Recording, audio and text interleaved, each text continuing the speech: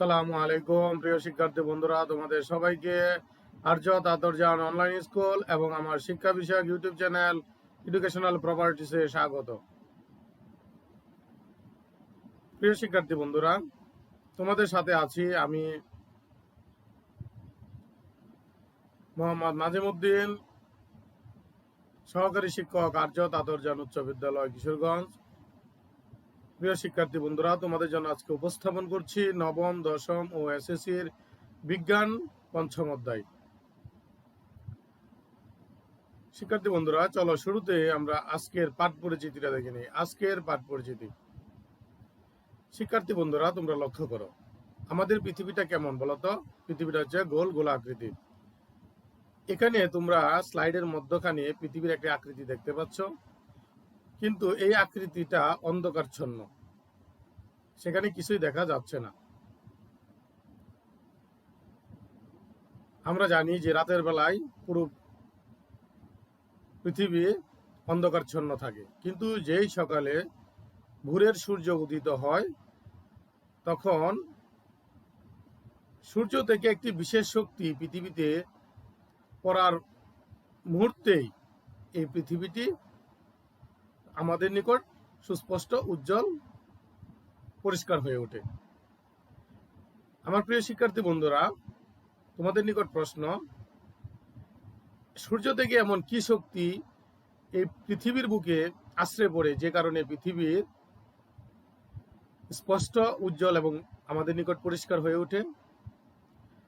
হ্যাঁ শিক্ষার্থী বন্ধুরা, আশা করি তোমরা সকলেই বিষয়টি বুঝতে পেরেছ। এই ঘটনাটি হচ্ছে সূর্য থেকে যে রশ্মিটি নিঃসৃত হয়, যে শক্তিটি আসে, সেই শক্তিটি হচ্ছে আলোক শক্তি বা আলোক রশ্মি। অর্থাৎ তাহলে তোমরা নিশ্চয়ই বুঝতে পারছো যে আজকে আমাদের পাঠের বিষয় হচ্ছে আলো বা লাইট। অর্থাৎ তোমাদের নবম এবং দশম শ্রেণীর বিজ্ঞান বিষয়ের পঞ্চম অধ্যায় দেখতে হলে আলো চাই, এই বিষয়ের উপর আজকে আমি পাঠ উপস্থাপন করব। শিক্ষার্থী বন্ধুরা, চলো শুরুতে আমরা দেখে নেই আজকের এই পাঠের শিকনফল। এই পাঠ শেষে শিক্ষার্থী বন্ধুরা আলোর প্রতিসরণ কি ব্যাখ্যা করতে পারবে, লেন্স কি এর ক্ষমতা ও ব্যবহার ব্যাখ্যা করতে পারবে, চোখের ক্রিয়া ব্যাখ্যা করতে পারবে, অর্থাৎ চোখ কিভাবে কাজ করে, কিভাবে দেখতে পায়, এই বিষয়টি তোমরা ব্যাখ্যা করতে পারবে। চোখের দৃষ্টিজনিত ত্রুটি এবং সমাধান ব্যাখ্যা করতে পারবে, দর্পণ ও লেন্সের ব্যবহার বর্ণনা করতে পারবে। প্রিয় শিক্ষার্থী বন্ধুরা, চলো শুরুতেই দেখে নেই আলোর প্রতিসরণ। আলোর প্রতিসরণ বলতে আমরা কি বুঝি?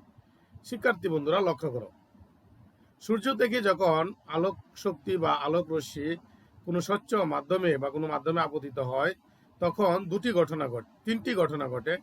একটি হচ্ছে কিছু পরিমাণ আলোক রশ্মি ওই মাধ্যমে শোষিত হয়, কিছু পরিমাণ আলোক রশ্মি পূর্বের মাধ্যমে ফিরে আসে, কিছু পরিমাণ আলোক রশ্মি এই মাধ্যম ভেদ করে ভিতরে চলে যায়। কি শিক্ষার্থী বন্ধুরা বুঝতে পারছো? আশা করি নিশ্চয়ই বুঝতে পারছো।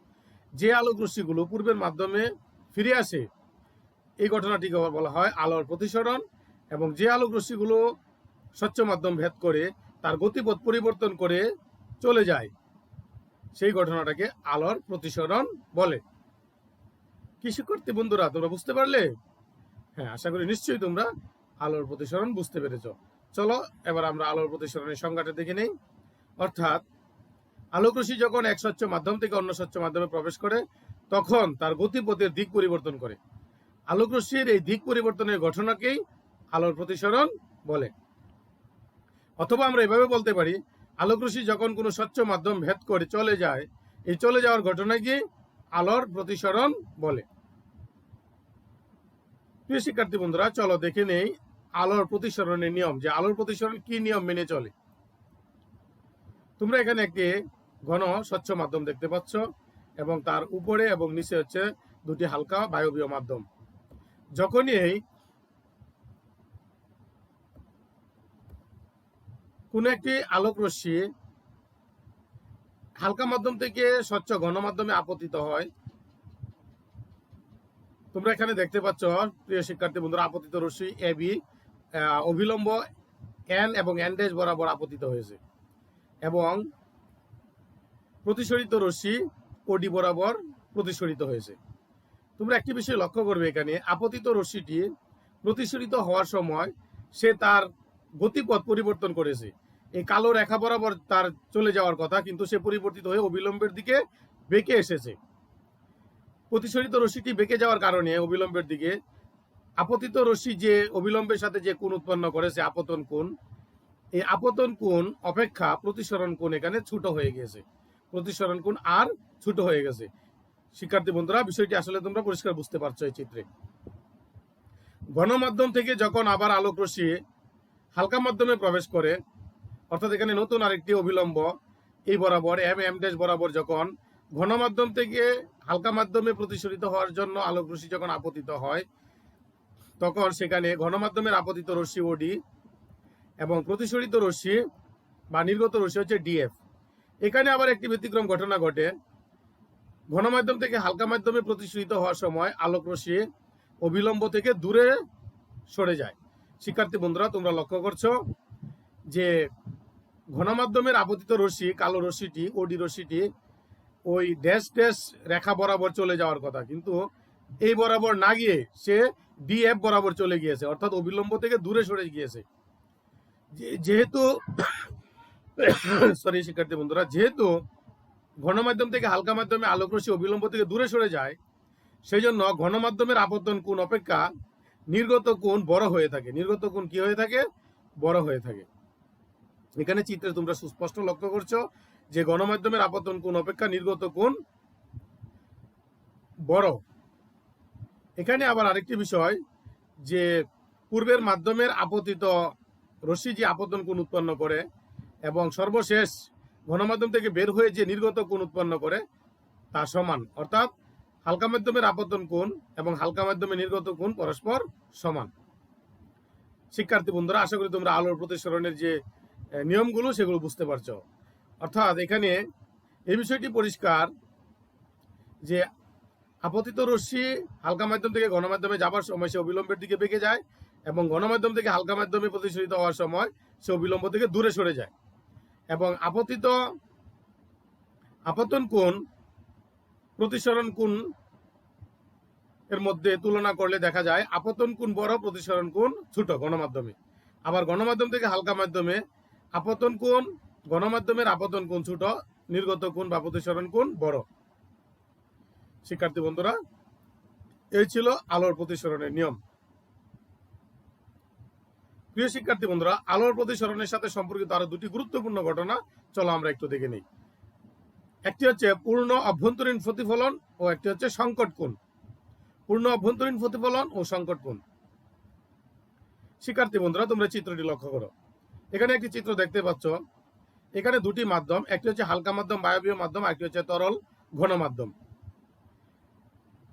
ঘনমাধ্যম থেকে যখন আলোক রশ্মি হালকা মাধ্যমে আপতিত হয়, ঘনমাধ্যম থেকে যখন আলোক রশ্মি হালকা মাধ্যমে আপতিত হয়, তখন প্রতিসরণের নিয়ম অনুসারে আমরা আগেই জেনেছি প্রতিসরিত রশ্মিটা অবিলম্ব থেকে দূরে সরে যায়।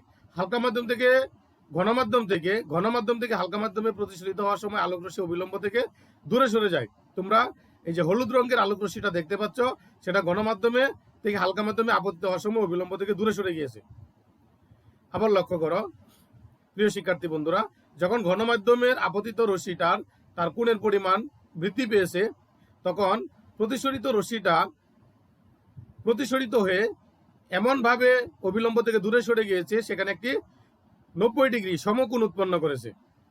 অর্থাৎ ঘনমাধ্যম থেকে হালকা মাধ্যমে আলোক রশ্মি প্রতিসরিত হওয়ার সময়, অর্থাৎ আপতন কোণের যে মানের জন্য প্রতিসরণ কোণ 90 ডিগ্রি হয়, গণমাধ্যমে সেই আপতন কোণটাকে সংকট কোণ বলে। শিক্ষার্থী বন্ধুরা, তোমরা এখানে লক্ষ্য করছো যে নীল আলোক রশ্মিটি গণমাধ্যম থেকে হালকা মাধ্যমে যাবার সময় সে অবিলম্বের সাথে 90 ডিগ্রি কোণ উৎপন্ন করেছে।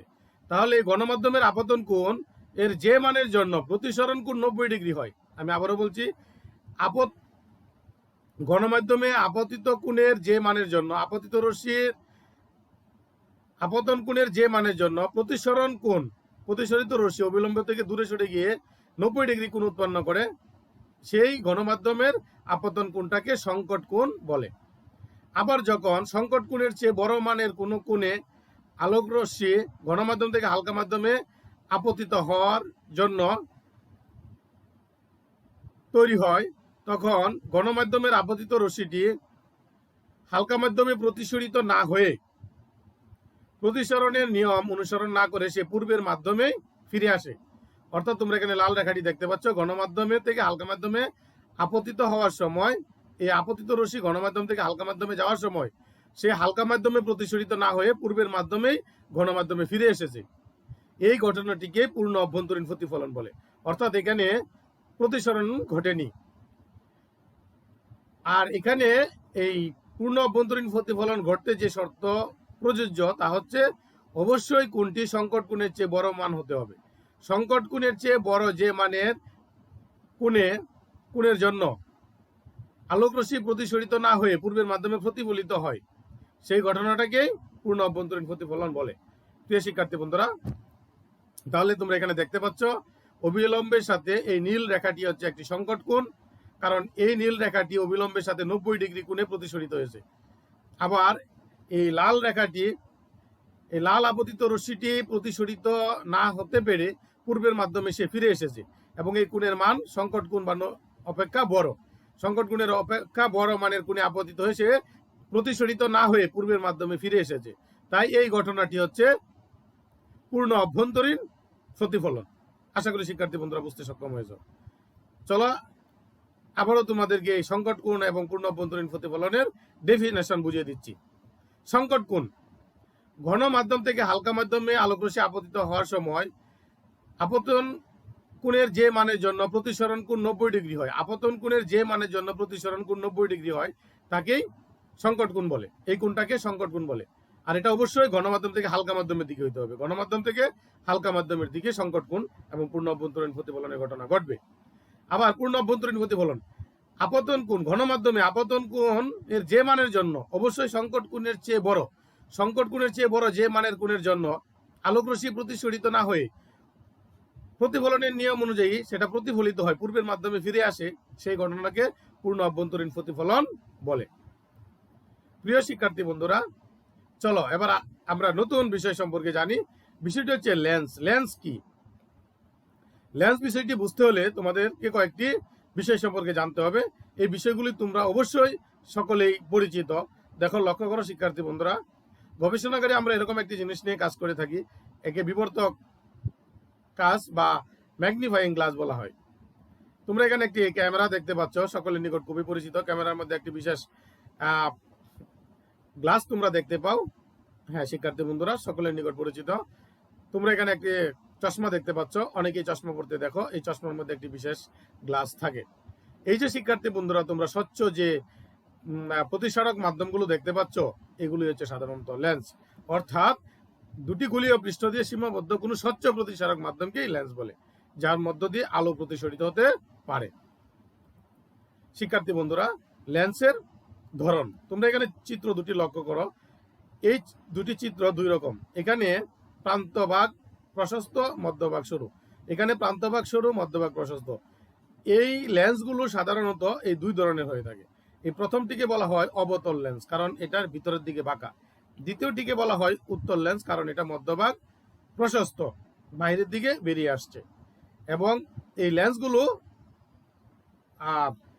গোলীয় পৃষ্ঠ দিয়ে সীমাবদ্ধ, স্বচ্ছ প্রতিসরক মাধ্যম। প্রিয় শিক্ষার্থী বন্ধুরা, চলো এবার আমরা দেখি লেন্সের মধ্যে আলোর কি ঘটনা ঘটে, আলোক রশ্মির কি ঘটনা ঘটে। তোমরা এখানে যে চিত্রটি দেখতে পাচ্ছ, চিত্র ক, এটি একটি অবতল লেন্স। অবতল লেন্সে যখন আলোক রশ্মি প্রবেশ করে প্রতিসরিত হয়, তখন দেখে মনে হয় যে কোনো একটি বিন্দু থেকে আলোক রশ্মিগুলো এসে আশ্রে পড়ছে বা ছড়িয়ে পড়ছে। তাই তো শিক্ষার্থী বন্ধুরা? হ্যাঁ, ঠিক তাই। অর্থাৎ এখানে আলোক রশ্মি অপসারিত হয় বা অপসৃত হয়। অর্থাৎ যে লেন্সে একগুচ্ছ আলোক রশ্মি কোনো বিন্দু হতে অপসারিত হচ্ছে বা দূরে সরে যাচ্ছে বলে মনে হয়, সেই লেন্সকে অবতল বা অপসারী লেন্স বলে। আর এর প্রান্তভাগগুলো প্রশস্ত, মধ্যভাগগুলো সরু। এবার অন্য একটি চিত্র দেখো শিক্ষার্থী বন্ধুরা, এই চিত্রটি হচ্ছে খ। এখানে তোমরা একটি উত্তল লেন্স দেখতে পাচ্ছ। উত্তল লেন্সে আলোক রশ্মি যে ঘটনা ঘটে, এখানে একগুচ্ছ আলোক রশ্মি সমান্তরালভাবে আপতিত হয়ে যখন প্রতিসরিত হয়, তখন দেখে মনে হয় যে আলোক রশ্মিগুলো কোনো একটি বিন্দুতে গিয়ে মিলিত হচ্ছে, কোনো একটি বিন্দুতে গিয়ে মিলিত হচ্ছে। হ্যাঁ শিক্ষার্থী বন্ধুরা, যে লেন্সে একগুচ্ছ সমান্তরাল আলোক রশ্মি কোনো বিন্দুতে মিলিত হওয়ার পর অভিসারিত হয় বলে মনে হয় বা কোনো বিন্দুতে গিয়ে মিলিত হয়েছে বলে মনে হয়, তখন সেই লেন্সকে উত্তল লেন্স বা অভিসারী লেন্স বলে। আর এর প্রান্তভাগগুলো হচ্ছে সরু, কিন্তু মধ্যভাগটি প্রশস্ত। আশা করি শিক্ষার্থী বন্ধুরা তোমরা দুই ধরনের লেন্স সম্পর্কে বুঝতে সক্ষম হয়েছো। এবার তোমরা এই অবতল লেন্স এবং উত্তল লেন্সের পার্থক্য করতেও সক্ষম হবে। চলো শিক্ষার্থী বন্ধুরা, তোমাদের জন্য একটি বিশেষ কাজ। আর কাজটি হচ্ছে, তোমরা এখানে দেখতেছো যে একজন ব্যক্তি তার চোখের মধ্যে চশমা পরিহিত আছে। তোমরা এখানে একটি ক্যামেরা দেখতে পাচ্ছ, এখানে তোমরা একটি ম্যাগনিফাইং গ্লাস দেখতে পাচ্ছ, এখানে তোমরা একটি বিশেষ যন্ত্র দেখতে পাচ্ছ, অর্থাৎ পানির নিচ থেকে উপরের কোনো জিনিস দেখার জন্য যে বিশেষ যন্ত্র ব্যবহার করে, এটাকে পেরিস্কোপ বলা হয়। হ্যাঁ শিক্ষার্থী বন্ধুরা, এই চিত্রগুলো দেখে তোমাদের কাজ হচ্ছে দর্পণ এবং লেন্সের ব্যবহার সম্পর্কে খাতায় লিপিবদ্ধ করবে, যে দর্পণ এবং লেন্স কি কাজে ব্যবহার করা হয়, কি কাজে লাগে। শিক্ষার্থী বন্ধুরা, এটি হচ্ছে তোমাদের জন্য কাজ। চলো শিক্ষার্থী বন্ধুরা, এবার আমরা লেন্সের ক্ষমতা বা পাওয়ার সম্পর্কে জানি, যে লেন্সের ক্ষমতা বা পাওয়ার কিসের উপর নির্ভর করে। শিক্ষার্থী বন্ধুরা, তোমরা এখানে দেখো, লক্ষ্য করো চিত্রটি, এটি হচ্ছে একটি উত্তল লেন্স, এখানে হচ্ছে একটি অবতল লেন্স। লেন্সের ক্ষমতা বা পাওয়ার সম্পর্কে জানতে হলে তার কয়েকটি বৈশিষ্ট্য সম্পর্কে জানতে হবে। আর এই বৈশিষ্ট্যের প্রধান বৈশিষ্ট্যটি হচ্ছে, লেন্সের মধ্য বরাবর আলোক রশ্মি যদি প্রবেশ করে, তাহলে মধ্য বরাবর যে মধ্যভাগ, একে প্রধান অক্ষ বলা হয়, প্রধান অক্ষ বা অবিলম্ব বলা হয়। শিক্ষার্থী বন্ধুরা, এই দর্পণগুলো সাধারণত কোনো গুলীয় পৃষ্ঠ বা বৃত্তের গুলীয় অংশ এদেরকে বক্রতল বলা হয়। এই প্রান্ত ভাগগুলোকে বক্রতল বলা হয়, অর্থাৎ কোনো বৃত্তের অংশ বক্রতল। শিক্ষার্থী বন্ধুরা লক্ষ্য করো, উত্তল লেন্সে যখন আলোক রশ্মি এসে প্রবেশ করে, তখন সেটা প্রতিসরিত হওয়ার সময় আলোক রশ্মিগুলো কোনো একটি বিন্দুতে গিয়ে মিলিত হয়েছে বলে মনে হয়। এই মিলিত পয়েন্টটি, এটি একটি নির্দিষ্ট পয়েন্ট, এটি একটি লেন্সের ক্ষমতা নির্ণয়ের একটি বিশেষ বৈশিষ্ট্য। আবার শিক্ষার্থী বন্ধুরা, এই অবতল লেন্সের ক্ষেত্রে লক্ষ্য করো, যখন আলোক রশ্মিগুলো প্রবেশ করে এবং প্রতিসরিত হয়, তখন দেখে মনে হয় যে কোনো একটি বিন্দু থেকে আলোক রশ্মিগুলো ছড়িয়ে পড়ছে। এই যে বিন্দু থেকে আলোক রশ্মিগুলো ছড়িয়ে পড়ছে বলে মনে হয়, এই বিন্দুটি একটি বিশেষ বৈশিষ্ট্য পূর্ণ বিন্দু। শিক্ষার্থী বন্ধুরা লক্ষ্য করো, এটাকে কি বলে। এই উত্তল লেন্স এবং অবতল লেন্সের এই বিন্দুগুলোকে, অর্থাৎ উত্তল লেন্সের ক্ষেত্রে যে বিন্দুতে আলোক রশ্মি মিলিত হয় এবং অবতল লেন্সের ক্ষেত্রে যে বিন্দু থেকে আলোক রশ্মিগুলো অপসৃত হয় বলে মনে হয়, এই বিন্দুগুলোকে একটি বিশেষ নামে অভিহিত করা হয়। এটি লেন্সের ক্ষমতা নির্ণয়ে বিশেষ বৈশিষ্ট্য পালন করে থাকে। এই বিন্দুগুলোকে ফোকাস বিন্দু বলা হয়, ফোকাস বিন্দু। এটি হচ্ছে লেন্সের ফোকাস বিন্দু। শিক্ষার্থী বন্ধুরা লক্ষ্য করো, প্রধান অক্ষ থেকে এই ফোকাস বিন্দু পর্যন্ত যে দূরত্ব, তোমরা যে হলুদ রেখা অংশটা দেখতে পাচ্ছ, এই যে প্রধান অক্ষ থেকে ফোকাস বিন্দু পর্যন্ত যে দূরত্ব, এটা হচ্ছে উত্তল লেন্স আর এটা হচ্ছে অবতল লেন্সের ক্ষেত্রে। এই দূরত্বটাকে একটি নির্দিষ্ট নামে ডাকা হয়, তাকে বলা হয় ফোকাস দূরত্ব। চোখের দৃষ্টিজনিত বিষয়ে এই ফোকাস দূরত্ব একটি গুরুত্বপূর্ণ ভূমিকা পালন করে থাকে। শিক্ষার্থী বন্ধুরা, চলো এবার দেখি কোন এককে লেন্সের ক্ষমতাকে প্রকাশ করা হয় বা পরিমাপ করা হয়, বা লেন্সের ক্ষমতাটা আসলে কি। আমরা এখানে দেখলাম যে উত্তল লেন্সের ক্ষেত্রে আলোক রশ্মি অভিসারী ক্ষমতা সম্পন্ন, অর্থাৎ কোনো একটি বিন্দুতে গিয়ে মিলিত হয়। আবার অবতল লেন্সের ক্ষেত্রে দেখলাম আলোক রশ্মিগুলো অপসারিত, অর্থাৎ অপসৃত হয়, অপসারী। এই যে উত্তল লেন্স এবং অবতল লেন্সে আলোক রশ্মি যে অভিসারী এবং অপসৃত হয়, কি পরিমাণ অভিসারী এবং কি পরিমাণ অপসৃত হয় তার পরিমাপ করার জন্য যে বিশেষ পদ্ধতি, এই পদ্ধতিটাকে লেন্সের ক্ষমতা বলা হয়। লেন্সের ক্ষমতার এককে সাধারণত ডায়াপ্টার বলা হয়, এবং এসআই পদ্ধতিতে লেন্সের ক্ষমতার এককে রেডিয়ান পার মিটার বলা হয়, রেডিয়ান পার মিটার। প্রিয় শিক্ষার্থী বন্ধুরা, চলো দেখে নিই এই লেন্সের ক্ষমতা একক ডায়াপ্টার বলতে কি বুঝি। ডায়াপ্টার বলতে বা লেন্সের ক্ষমতা বলতে আমরা বুঝি যে 1 বা 1 এই সংখ্যাটিকে লেন্সের ফোকাস দূরত্ব দিয়ে ভাগ করে যে সংখ্যা পাওয়া যায় তাকে লেন্সের ক্ষমতা বলা হয় বা ডায়াপ্টার বলা হয়। অর্থাৎ 1 বা 1 এই সংখ্যাটিকে লেন্সের ফোকাস দূরত্বকে মিটারে প্রকাশ করে ফোকাস দূরত্ব দিয়ে ভাগ করলে যে পরিমাণ পাওয়া যায়, যে মাপ পাওয়া যায়, যে সংখ্যা পাওয়া যায়, তাকে লেন্সের ক্ষমতা বলা হয়।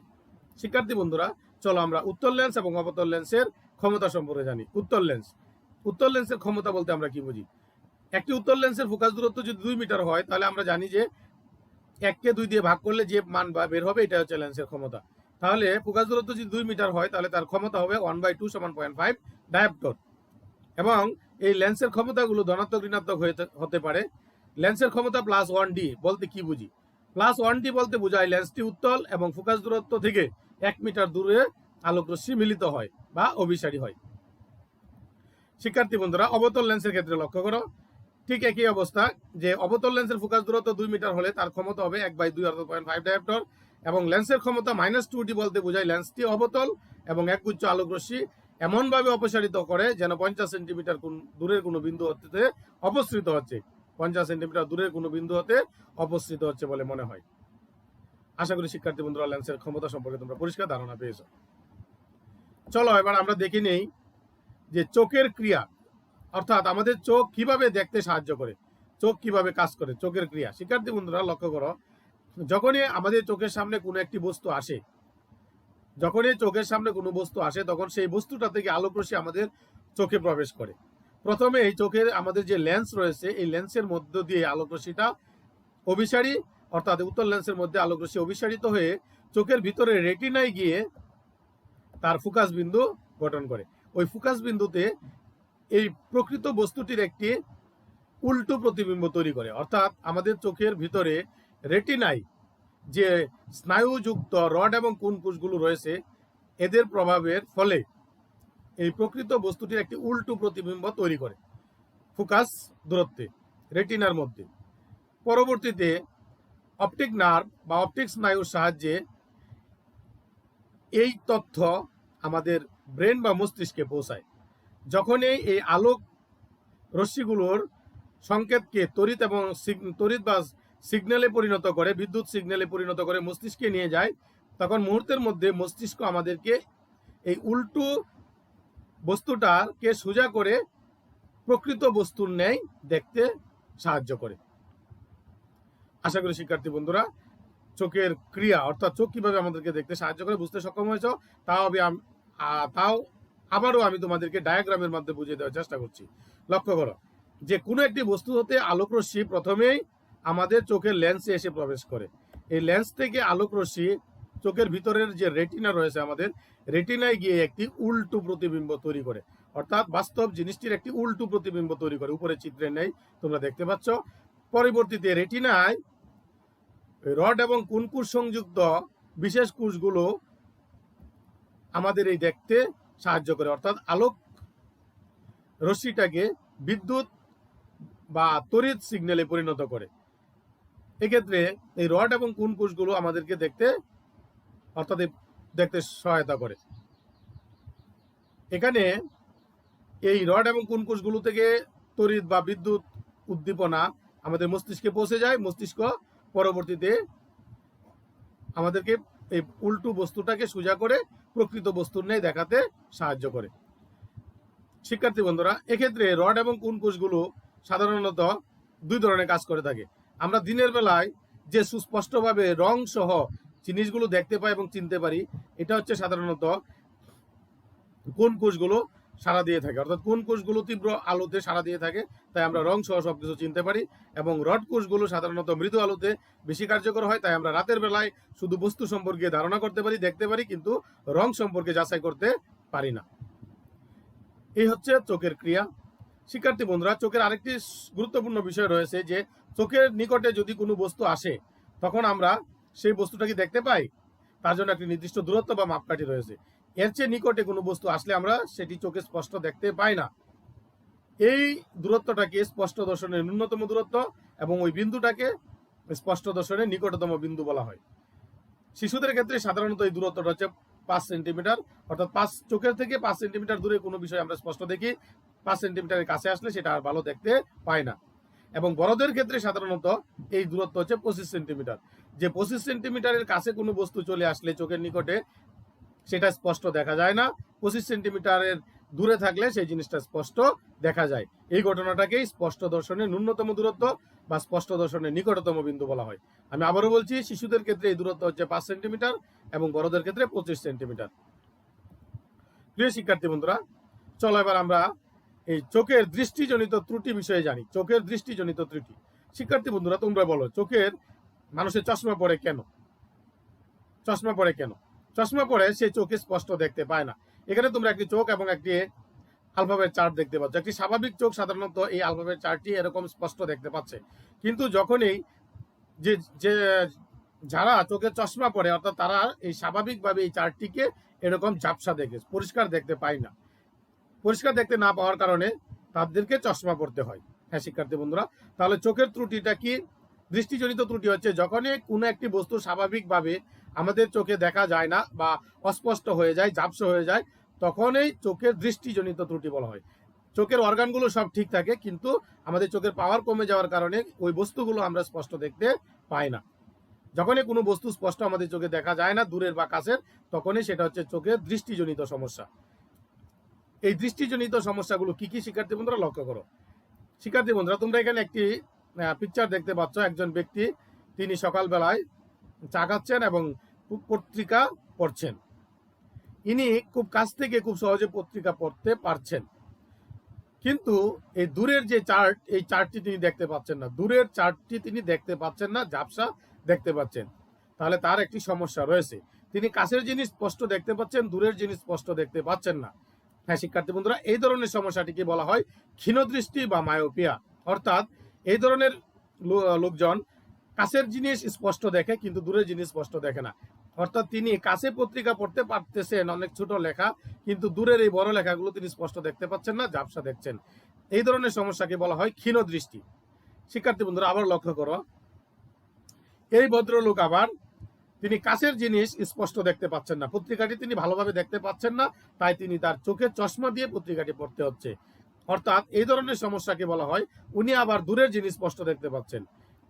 এই ব্যক্তি কাছে পত্রিকা পড়তে পারছেন না, চশমা দিতে হচ্ছে, অস্পষ্ট দেখেন, কাছে অস্পষ্ট দেখেন, কিন্তু দূরের এই চার্টটি তিনি স্পষ্ট পরিষ্কার দেখতে পাচ্ছেন। দূরের চার্টটি পরিষ্কার স্পষ্ট দেখতে পাচ্ছেন। এই সমস্যাকে বলা হচ্ছে দূরদৃষ্টি বা হাইপারমেট্রোপিয়া।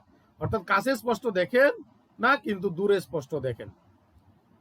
তাহলে শিক্ষার্থী বন্ধুরা, আমরা দুই ধরনের ত্রুটি পেয়েছি চোখে। একটি হচ্ছে মায়োপিয়া, দৃষ্টিজনিত ত্রুটি হচ্ছে দুই ধরনের, মায়োপিয়া বা ক্ষীণদৃষ্টি, আর একটা হচ্ছে হাইপারমেট্রোপিয়া বা দূরদৃষ্টি।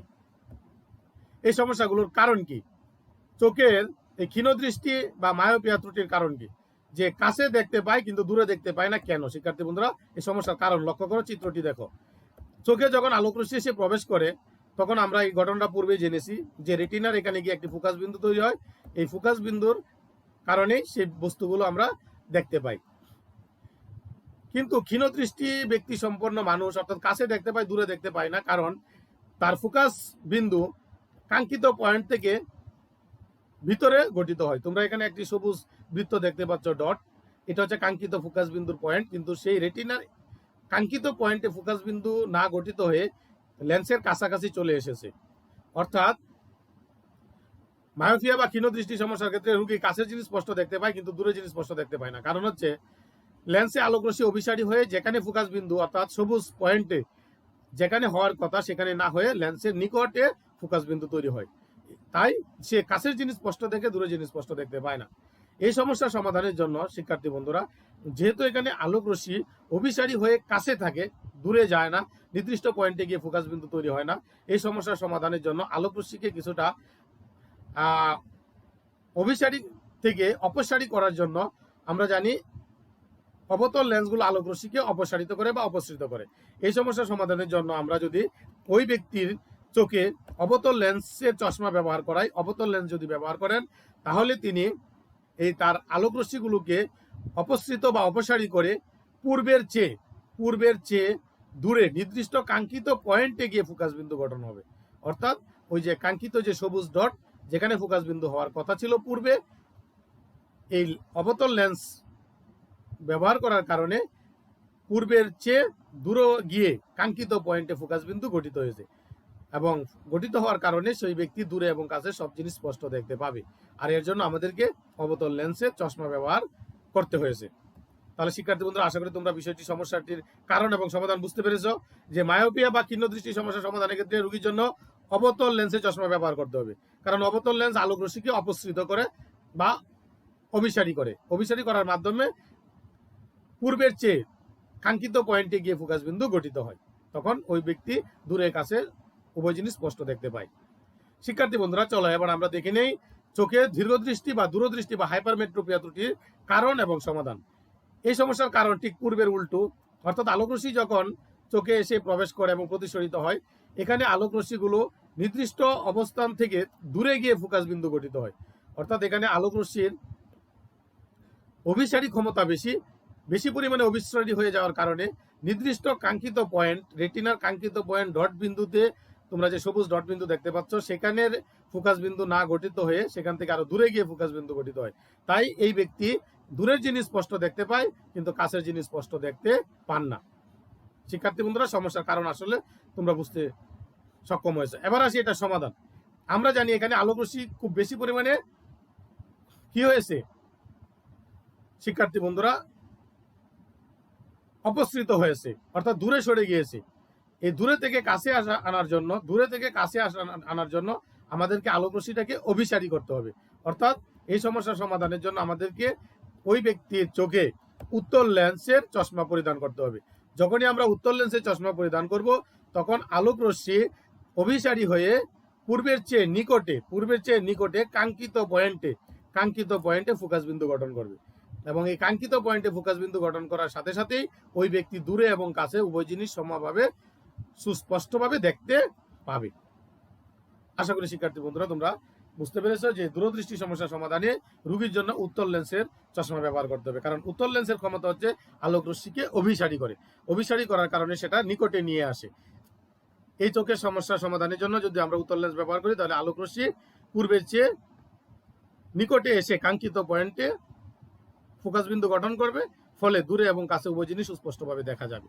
শিক্ষার্থী বন্ধুরা, এবার তোমাদের জন্য আরো একটি কাজ, দলীয় কাজটি হচ্ছে আমাদের যে এত গুরুত্বপূর্ণ মহামূল্যবান চোখ দেখতে সাহায্য করে, এই চোখের সমস্যা সমূহ ভালো রাখার উপায় সমূহ ব্যাখ্যা করো। কি কি পদ্ধতি অবলম্বন করে আমরা চোখ ভালো রাখতে পারবো।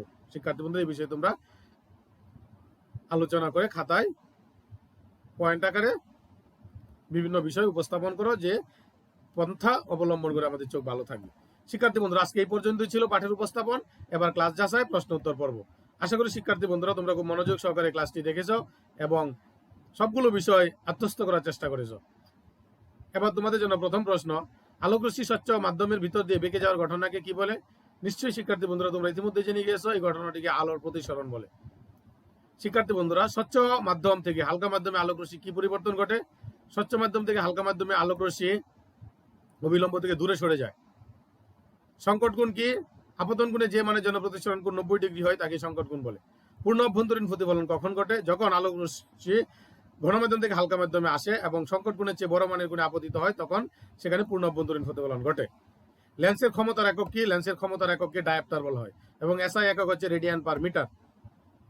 আলোকরশ্মিকে অভিসারী করতে পারে কোন ধরনের লেন্স? আলোকরশ্মিকে অভিসারী করতে পারে উত্তল লেন্স এবং অপসৃত করতে পারে অবতল লেন্স। শিক্ষার্থী বন্ধুরা, সর্বশেষ প্রশ্ন, হাইপারমেট্রোপিয়া কি? হাইপারমেট্রোপিয়াকে বলা হয় দূরদৃষ্টি বা দীর্ঘদৃষ্টি, অর্থাৎ দূরের জিনিস ভালো স্পষ্ট দেখতে পায়, কাছের জিনিস স্পষ্ট দেখতে পায় না। তাহলে শিক্ষার্থী বন্ধুরা, আজকে এই পর্যন্তই। যাবার আগে তোমাদের জন্য একটি বাড়ির কাজ দিয়ে যেতে চাই।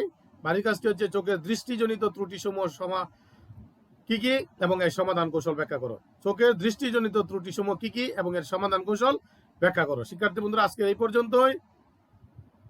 সবাইকে অসংখ্য ধন্যবাদ।